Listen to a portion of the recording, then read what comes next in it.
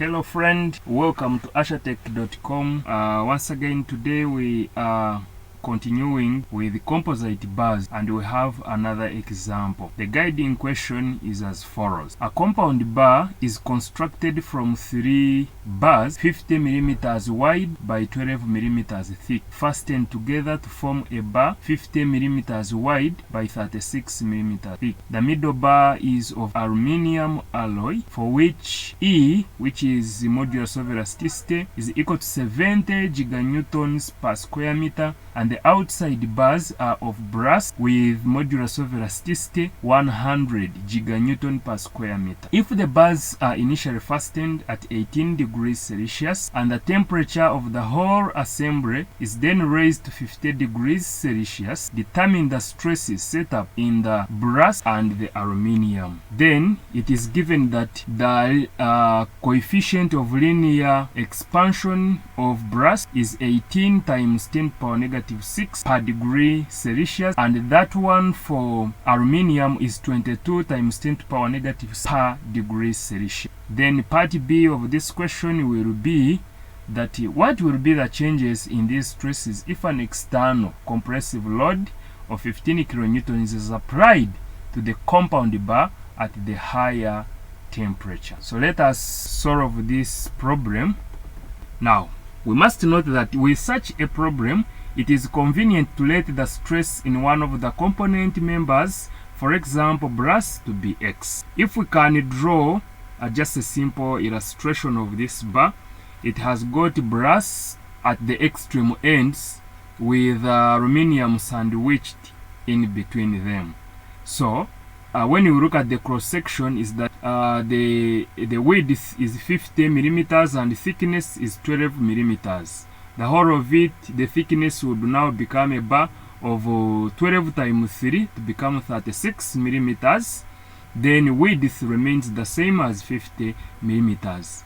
If they are of the same length, then we shall let L be the length. Now, in this particular example, we are going to note the following rules. Rule 1 is that extension of the short member and compression of long member is equal to the difference in free length.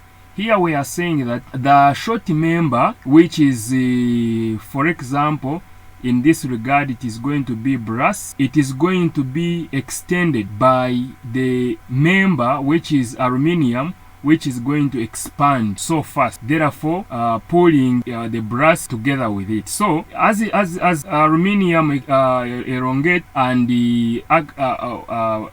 subjects brass to tension, brass is going to subject a compressive force on aluminium. Therefore, that's why we are saying the extension of the short member plus the compression of long member is equal to the difference in. Then also, that is rule number 1 that we are going to use. If we also apply Newton's law of equal action and reaction, rule number 2 is generated, because if one of the one member exerts a tensile force on the other one will exert a compressive force. Therefore, the tensile force applied to the short member by the long member is equal in magnitude to the compressive force applied to the long member. Having noted those 2 rules, let us also note that from Young's modulus equal to stress over strain, it means our stress will be equal to force over area, and therefore force will be stress times area. Therefore, from also strain equal to the extension or the change in length divided by the original length, therefore substituting in this formula of Young's modulus, it will be Young's modulus equal to stress over change in length over the original length, and therefore the change in length, which may be extension or compression of the members, will be L, which is the original length, times the stress divided by the Young's modulus. In that regard, the short member is brass, like we already said. Therefore, it will undergo extension, and its extension is, the short member is brass, and its extension is length of brass times the stress divided by Young's modulus. The long member is aluminium, and it will undergo compression, and it will equal to length of aluminium times the stress in it divided by the Young's modulus. Therefore, the difference in free length due to temperature change will therefore equal to alpha A minus alpha B times length times the change in temperature T. Alpha A is the coefficient of linear expansion for aluminium. Alpha B is the coefficient of linear expansion of brass. Of course, the change in temperature will be the final temperature minus the initial temperature. And if we assume the same length, it means the length of aluminium is equal to the length of brass and is equal to the general length of the whole bar. Now, if we say that stress in brass is X, therefore, according to rule number 2, force in brass is equal to force in aluminium. And therefore, since force in brass is stress in brass times area in brass will equal to stress in aluminium times area of aluminium. And therefore, substituting all of these will give you because the area of brass is times that one of aluminium. Therefore, stress in aluminium is equal to 2 times the stress in brass. Now, if we apply rule number 2, it means length times the stress in aluminium divided by modulus of elasticity of aluminium plus the length of brass times the stress of brass divided by the modulus of elasticity of brass will therefore equal to the difference in free length. So if I cancel these errors, then it means cancelling the errors and substituting in the values for sigma, for del A, which is the stress in aluminium, and for this stress in brass. Therefore, we shall remain with the 2x over EA, which is the Young's modulus of aluminium, plus x divided by modulus of elasticity of brass, equaling to the difference in free length, or alpha A minus alpha B times the change in temperature.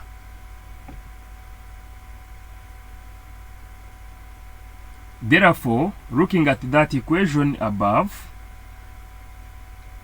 from this equation, it means if we substitute in the values, the modulus of elasticity for aluminium is 70 giganewtons per square meter. That one over brass is 100 giganewtons per square meter. Then it means when we substitute these values, it will equal to alpha A is 22, alpha B is 18, but all of them times 10 to the power negative 6 per degrees Celsius. Then we multiply it by T, which is the change in temperature. It was raised from 18 to 50 degrees Celsius. Therefore, it will be, the change in temperature will be 50 minus 18. Therefore, solving will give us X, which is equal to this is 518.52 Newton per square meter, and this is going to give us 3.32 meganewton per square meter.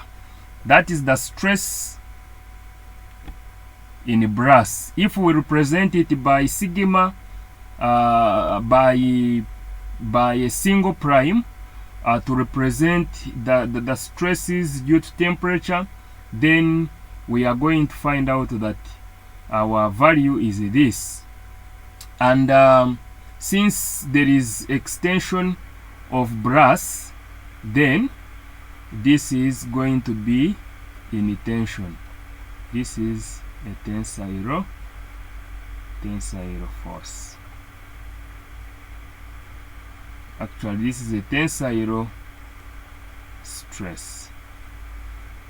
Now, what about the stress in aluminium is equal to twice X, and this is going to equal to 637,037.03 7, and this is going to give you 6.4 meganewton per square meter. And since aluminium is under compression, then this stress is going to be compressive. Therefore, for A we said it is 3, for B it is 3.32, this one is 6.64 or meganewton per square meter, meganewton per square meter. This is, I will say, the tensile, and this is compressed. So thank you so much for watching. Follow us in the next lecture. In the next video we are going to solve part B, and I will share the link for this particular video in here, and the one for this particular video I will share it in B. Thank you so much for watching.